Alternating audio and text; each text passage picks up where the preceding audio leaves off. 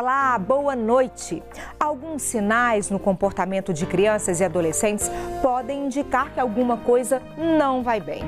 Muitas das vezes, esses sinais estão ligados ao abuso sexual. Como identificar? Leis mais severas podem ajudar a coibir o crime?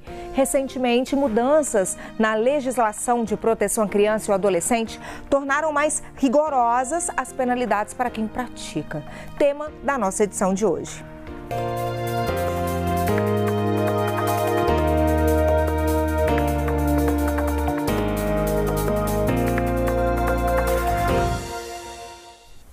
A lei sancionada recentemente traz medidas para reforçar a proteção de crianças e adolescentes contra a violência sexual, principalmente nos ambientes educacionais. A nova legislação institui a Política Nacional de Prevenção e Combate ao Abuso e Exploração Sexual da Criança e do Adolescente e altera, no Código Penal, a Lei dos Crimes Hediondos e no Estatuto da Criança e do Adolescente.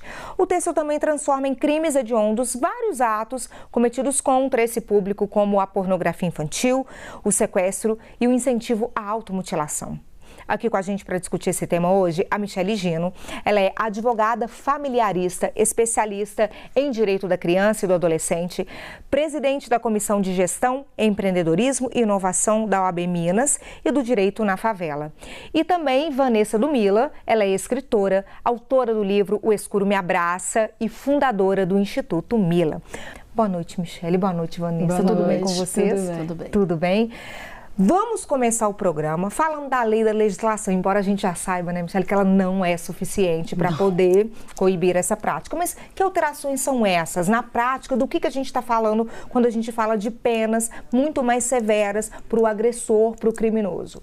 O que a gente tem de vislumbre na lei, vamos dizer assim, seria uma atualização do ECA, que já completa mais de 30 anos, e que ele não figurava situações que a gente vivencia hoje, passados 30 anos. Como, por exemplo, o ECA figurava que a gente tinha que ter revistas pornográficas que tinham que chegar em casa em papel escuro. Isso ainda estava no ECA, ainda está no ECA. O que a gente tem hoje é uma reconfiguração diante do que a gente está tendo socialmente de evolução. O direito nunca está páreo ou não consegue antecipar essas questões. Então, quase sempre eu tenho um gravame social ou um problema social que fomenta com que eu tenha uma atualização da lei ou um agravamento. O que a gente tem uma mudança agora, assim, substancial, na lei de crimes hediondos, que é que o regime vai ser inicialmente fechado e não cabe fiança, assim como não vai me caber anistia, não vai me caber o indulto. Sim. E eu tenho uma mudança no Código Penal. Isso sistematicamente tiveram várias mudanças. Então eu tenho comunicação de sequestro de menor, questões de bullying, cyberbullying, automutilação, indução a suicídio, isso tudo com páreo dos últimos casos que nós tivemos. Ano passado, por exemplo, a gente teve um fomento na internet a respeito de um ente que aparecia numa dessas plataformas e incentivava crianças e adolescentes a cometer automutilação. Isso, a gente não tinha uma regulação básica, mas o principal a lei vem para punir uma situação que já ocorreu e que, vamos dizer assim, é quase irreparável. A pena não traz a reparação para os danos que vai vir, inclusive, de seres em formação, seja as crianças e os adolescentes. Assim como a gente teve casos, né, recentes de alteração de imagem de crianças e adolescentes. A lei vem, eu identifico quem tenha cometido tal crime, mas isso já se propagou no universo da internet e eu não consigo mensurar até onde chegou, o quanto que isso está armazenado e o quanto que isso ainda vai ser reproduzido. Então eu gosto muito de frisar que apesar da lei que vai ter uma punição, vamos dizer, mais gravosa, a gente tem que pensar que a questão não é penal, a questão é social. De uma questão, nós estamos aqui com a doutora que vai nos ajudar muito melhor a entender a questão, mas a gente tem que começar, e já passou da hora de entender que crianças e adolescentes são os adultos do futuro que vão estar numa convivência conosco e que a gente precisa entender que toda uma comunidade precisa estar atenta ao cuidado. Então a lei traz inclusive umas implicações maiores aos entes da escola, como por exemplo, eu preciso de antecedentes criminais para os agentes que estiverem na escola, a responsabilidade quanto à não denúncia de certas situações em que eu estou vendo e não e não faço a denúncia. Então, o principal da lei é esse quanto ao gravame do não cuidado e de questões de que não estavam vislumbradas na lei, porque eu ainda não havia essas situações. Passado por isso, né? Vanessa, a Michelle está trazendo para a gente essa questão, chamando a atenção sobre o direito, ele veio para punir tudo, mas em situações que às vezes são irreparáveis, a maioria das vezes são irreparáveis mesmo, de coisas que já aconteceram, de crimes que já aconteceram. E aí a gente pensa sobre essa questão da prevenção. A lei não dá conta de prevenir, então, quando você fala assim com a gente, a prevenção passa por onde desse tipo de crime, então? De uma comoção social, da gente entender que o problema do abuso sexual contra criança e adolescente definitivamente não é o problema desse público, é da sociedade? Sim, hoje nós temos aí vários casos acontecendo e esses casos, quando chegam às grandes mídias, é que as pessoas alertam e pensam, meu Deus do céu, como é que isso pode acontecer? Não entendendo que isso ocorre todos os dias, em todos os lares, em todas as classes sociais. Então, o abuso, ele está inserido em todas as famílias, em todos os ambientes, independente de raça, classe social, como eu disse, enfim. Só que nós precisamos não só pensar nas políticas públicas, mas também na conscientização dessas pessoas, da sociedade no geral, porque nós precisamos dessa união de todas as forças, de todos os poderes. Não adianta a gente querer colocar a culpa nesse ou naquele item, porque o problema é generalizado e nós precisamos tratar isso como um todo. E nesse sentido a gente teria papéis diferentes da família, da escola, do poder público? São papéis diferentes, Michelle? Sim, eu encaro que são papéis bem diferentes, né? Atuações diferentes. Atuações diferentes. Eu enxergo, como advogada familiarista nos últimos anos, uma delegação dos pais na educação, vigilância e cuidado das crianças e adolescentes, seja para o ambiente virtual, seja para a escola, seja para terceiros que estão no cuidado, né? A gente entende que a gente tem um fomento, vamos dizer assim, dos últimos anos de hiperperformance, né? Com a expansão das mídias, inclusive, o quanto eu sou a melhor mãe. E aí a gente passou a ter uma delegação da criança e, inclusive, rotinas exaustivas para crianças em que ela está o tempo todo em ambientes terceirizados. Então a criança está de manhã na escola, ela vai para o inglês, e aí ela vai para a natação, e aí ela tem o balé, e à noite ela tem teatro. Em que momento que eu estou tendo de cuidado e vigilância, de participação, de entender a minha atuação sinais também como pai? E aí tem um outro ambiente que é o virtual, em que a gente dá uma delegação. Ah, não, ele está ali no joguinho, isso me dá menos trabalho. A gente está tendo um boom, principalmente da Academia de Medicina quanto à pediatria, de alertas o tempo todo das crianças perdendo o poder de pinça, porque elas só rolam tela, desde muito pequenas. Então a gente tem que começar a ter uma ideia de que sim, eu tenho esferas diferentes, mas tudo começa dentro de casa. Existem hoje, a tecnologia vem para nos ajudar também, existem hoje várias formas de controle do que as crianças estão acessando por meio da internet, que os pais precisam ter essa vigilância. Então são esferas diferentes, sim. Então no ambiente particular de criação, o primeiro são os pais, primeiro são os cuidadores. Né? Seja de identificar sinais, seja de vigilância, seja de cuidado. O segundo ambiente, que é a escola, que a criança frequenta, agora a lei, por exemplo, vem com, eu preciso dos antecedentes criminais de quem está lidando com essas crianças, que é um sinal de cuidado e de prevenção, vamos dizer assim, para poder ter isso. E aí é um âmbito coletivo, assim como ali eu vou ter questões que a gente, vamos só fazer um passando aqui, que é do bullying, que é da perseguição sistemática a respeito daquilo. A escola também tem responsabilidade. E aí eu entro num terceiro âmbito, que é o de políticas públicas, que é o Estado, que seja para modificar a lei e é uma punição maior quando eu sou identificada, seja para fazer a notificação desses casos, que faz com que eu gere políticas públicas e novas atitudes a respeito do cuidado com essas crianças, assim como a prevenção em todos os âmbitos, seja, olha, pai, você que não está fazendo, está negligenciando esse cuidado, a gente tem uma reparação aqui, porque crianças são do Estado, são da escola e são dos pais, é de um todo. E muito importante a gente falar isso, porque agora a Vanessa tem uma história para compartilhar com a gente. Quando a gente fala da questão do papel da família, de olhar para essa infância, você pode compartilhar sua história com a gente, mas daqui a pouquinho? Pode ser? A gente vai fazer um intervalo e daqui a pouquinho a gente vai conhecer um pouco mais a história da Vanessa, que pode ser a história de qualquer uma de nós. A gente volta já.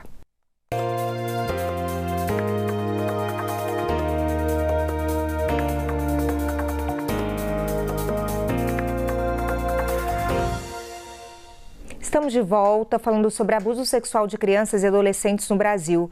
Familiares e conhecidos são responsáveis por 68% dos casos. O país registrou mais de 200 mil abusos contra esse público em 6 anos, com número recorde em 2021. Os dados são do último boletim epidemiológico do Ministério da Saúde. Com a gente aqui hoje para essa discussão, a Michele Gino. Ela é advogada familiarista, especialista em direito da criança e do adolescente, presidente da Comissão de Gestão, Empreendedorismo e Inovação do AB Minas e do Direito na Favela. E também Vanessa do Mila. Ela é escritora, autora do livro O Escuro Me Abraça e fundadora do Instituto Mila. Nós encerramos o primeiro bloco falando sobre a atenção à educação, cuidado com essa criança, né? Com as crianças principalmente, né, Michele? Que às vezes a gente coloca a rotina delas muito apertada e não consegue acompanhar também de fato ali o dia a dia delas. E a gente já viu aí, a gente já sabe, sempre discute que os maiores agressores dessas crianças, os violadores dessas crianças, estão dentro de casa, dentro da família, e um olhar mais atento poderia evitar muitas tragédias e muitos crimes. A gente vai ouvir agora a história da Vanessa, que passou por um caso que pode ser de qualquer um de nós, afinal de contas, quem aí nunca ouviu essa história perto de uma amiga, uma prima, irmã, alguém que esteja muito perto. Vanessa, compartilha com a gente a sua história. Eu sofri violência sexual na infância, eu não precisei estar na rua, eu não precisei estar em nenhum local perigoso, com nenhuma roupa dita como perigosa, né? E isso aconteceu dentro da minha casa, praticado por um tio, irmão de meu pai. E durante muitos anos eu fui uma vítima de violência sexual na infância. Hoje eu sou uma sobrevivente e com isso eu fundei o Instituto Mila, que é o Movimento Infância Livre de Abusos. E nós trabalhamos muito aqui em Minas e todo o Brasil, porque nós temos as redes sociais e então a gente abrange o Brasil inteiro. Nós trabalhamos muito com problemas já acontecidos, mas o foco do Instituto é a prevenção. E como a gente faz essa prevenção? Através da conscientização de como os casos acontecem, como eles estão mais próximos da gente, sem que a gente perceba. Então, a nossa missão é alertar famílias e no meu livro, por exemplo, que é O Escuro Me Abraça, eu não falo necessariamente sobre o abuso que eu sofri, mas a negligência familiar, que é um fator definitivo e, infelizmente, está em todas as famílias. As pessoas preferem, muitas das vezes, poupar o abusador. Sim. E culpar a criança, a vítima no caso, né? Então isso acontece, não sei, doutora, se a gente pode falar em 90% dos casos? Mais de 90%. Mais de 90% dos casos, existe uma vergonha familiar e aí é preferível que se abafe a respeito dessa situação. Silencia a criança? Silencia a criança. Exatamente. A respeito. Eu ouvi a seguinte frase: para que tocar nesse assunto depois de tantos anos? Ouvi isso.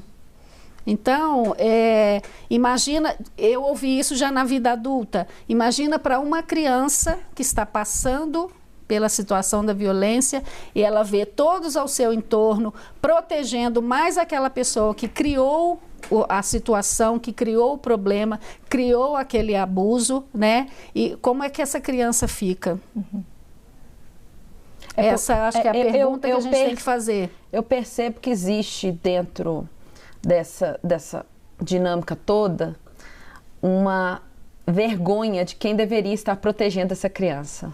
Absurdo. Então, quando eu tenho deflagrado o abusador, que às vezes é uma pessoa muito próxima, como sinto muito pela sua história, um tio, eu como pai não tive a vigilância, né, que precisava ter tido quanto ao cuidado com essa criança, que é minha.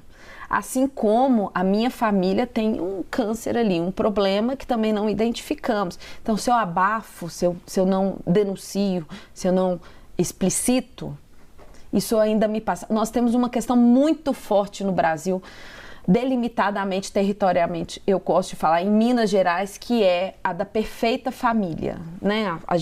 A busca incessante, que inclusive mediaticamente a gente está vendo isso aí explodindo, né? As mães que acabam de parir estão em forma, o pai que é o super pai do Instagram, né? Mas vê o menino a cada 2 meses, mas ele tira uma foto e aí ele tá ali, ele é o pai. Então imagina essa família, há anos atrás, ou situações atrás, quando eu tenho um caso de abuso quanto a um menor. Numa sociedade que se tem que famílias são preciosidades e não podem ser tocadas. Então, a gente precisa desmantelar toda essa ideia que se tem da proteção, de silenciar quem está sendo vítima. Ontem eu tomei conhecimento de um caso de uma menina abusada pelo pai, se não me engano, 12 anos, onde ela diz ter vergonha do que aconteceu, quando quem deveria ter vergonha é o abusador. Que inversão. É a inversão dos papéis, né? E por que essa inversão acontece? Porque a sociedade já julga a vítima. Independente do que tenha acontecido, a sociedade julga a vítima como ela sempre vai ser a culpada. Estava onde não devia, no horário que não devia, com a roupa que não devia. Cadê a família que não tomou conta, quando na verdade o abuso veio da própria família? A gente tem que pensar que dentro do âmbito familiar, e quando eu tenho uma idade de abuso, por exemplo, 12 anos... os discursos vão mudando no decorrer da idade e no decorrer do ambiente. Então, assim, com 14, 15 anos, a menina já está começando a tomar uma forma, então ela provocou. Ou então, muito pequena, E a gente tem que começar a ter uma ideia de que, olha, a maioria, em sua maioria, dos abusadores, eles não são criminosos. É o cara que tem, ou a mulher que tem, porque a gente precisa falar também do abuso contra meninos, que não é falado. Existe o abuso contra meninos, não só menor, meninas. Né? Mas existe. Sim, mas existe, e a gente precisa falar do abuso também contra meninos. Embora a gente tenha consciência que não há uma disparidade tão grande, né? Exato. Não há de abusos de meninos e meninas? Abusos sempre vão ser contra crianças, independente de gênero. O que nós temos é que a partir de uma certa idade, o disparate para meninas, porque socialmente se tem que mulheres estão à disposição de servir, cuidar e serem abusadas, aumenta. Então, a partir dos 12, 13 anos, eu tenho um aumento de abuso contra meninas. Mas na primeira infância, esse disparate é pouco.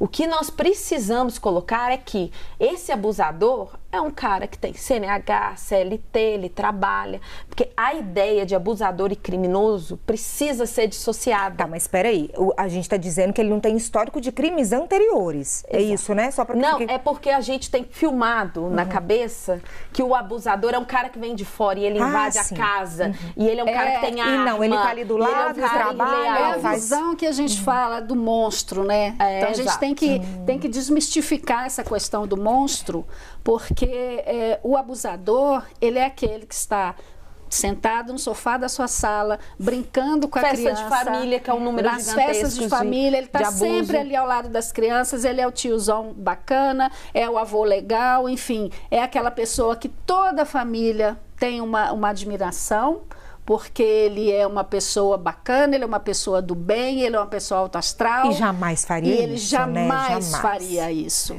né? Então, essas pessoas são as que a gente tem que tomar o maior cuidado. Vanessa, mas e pela sua experiência, até no Instituto, ouvir essas pessoas, existem sinais que a gente aqui tem que ficar ainda mais atento? Assim, o que a criança faz que pode indicar que alguma coisa não está certa?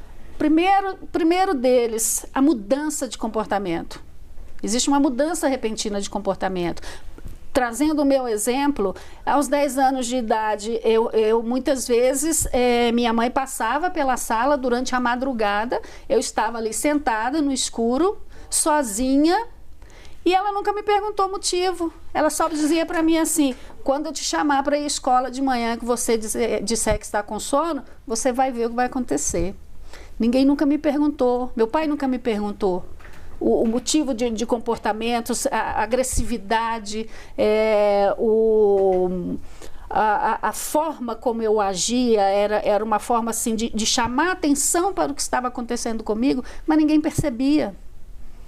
Eu era só mesmo aquela menina malcriada, arredia, rabugenta, como várias vezes eu ouvi, mas ninguém nunca me perguntou por que eu ficava durante a madrugada sentada no sofá, ninguém me perguntou por que nas festas da família eu estava sempre à parte.